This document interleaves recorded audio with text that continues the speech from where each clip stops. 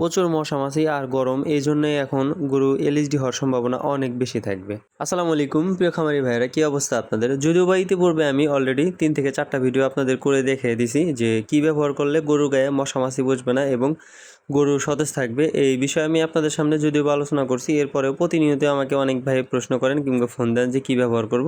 তো এই ভিডিওটা মোটামুটি আপনাদের উদ্দেশ্যে। অনেকেই আর কি বলছিলেন যে আমি নাকি এআই দিয়ে তৈরি করছি।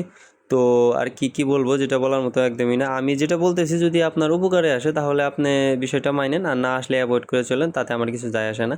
তো আমি মূলত আর কি প্রায় 2 বছর থেকে ব্যবহার করতেছি বায়োনিল ওয়েল স্প্রে, আর এটা থেকে আমি ভালো পরিমাণের একটা রেজাল্ট পাচ্ছি। এই কারণে আপনাদেরকে বারবার বলতেছি আপনারা চাইলে ইউজ করতে পারেন, কারণ এই সময় প্রচুর মশা মাছি কামড়াবে আর অতিরিক্ত গরমের কারণে গরুর এলএসডি হওয়ার সম্ভাবনা অনেক বেশি থাকবে।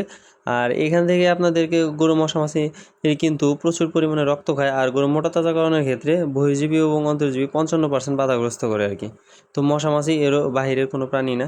তো আপনারা মশা মাছি থেকে যদি গরুকে দূরে রাখতে চান তাহলে বায়োনিল ওয়েল স্প্রেটা দিতে পারেন, আপনারা পায়ে দিতে পারেন কিংবা পুরো শরীরে দিতে পারেন। গরু চাটাচাটি করলে কোনো সমস্যা হয় না। অনেকেই অনেক কিছু বলতে পারে, তবে আমি প্রায় 2 বছর থেকে ব্যবহার করতেছি, আলহামদুলিল্লাহ এটার কোনো সাইড ইফেক্ট এখন পর্যন্ত পাইনি। তো সবাই ভালো থাকেন, আমার জন্য দোয়া করেন, আল্লাহ যেন আমার ফার্মে বারাকা দান করে এবং বালা মুসিবত থেকে হেফাজত দান করে। আসসালামু আলাইকুম ওয়া রাহমাতুল্লাহি ওয়া বারাকাতুহু।